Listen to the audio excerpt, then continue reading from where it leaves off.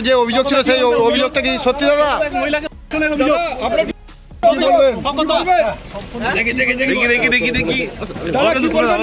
আজকে আমরা আপনার শান্তি হিসাবে ওকে দেখতে চেয়েছিলাম,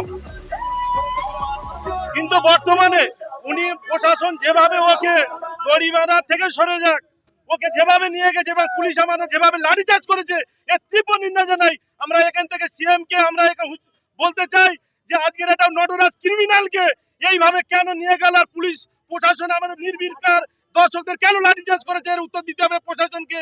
আইনি প্রক্রিয়া যেমন জাহাঙ্গীর খানকে দড়ি বেঁধে ঘুরিয়েছিল, সেইভাবে কেন এই নটরাজ ক্রিমিনালকে ঘোরানো হলো না তার আমরা প্রশ্ন করছি। মানে এখানে আইসি থেকে শুরু করে এইচডিপিও এবং এসপির কাছে প্রশ্নটা দিতে চাই, কেন আজকে সাধারণ মানুষকে লাঠিচার্জ করে শওকত মোল্লাকে নিয়েছে 1 মিনিটের মধ্যে নিয়েছে চলে গেল কেন? এর প্রশ্ন এইচডিপিও এসপি এবং জীবনতলা থানা বড়বাবুকে দিতেই হবে। দেখতে পাচ্ছ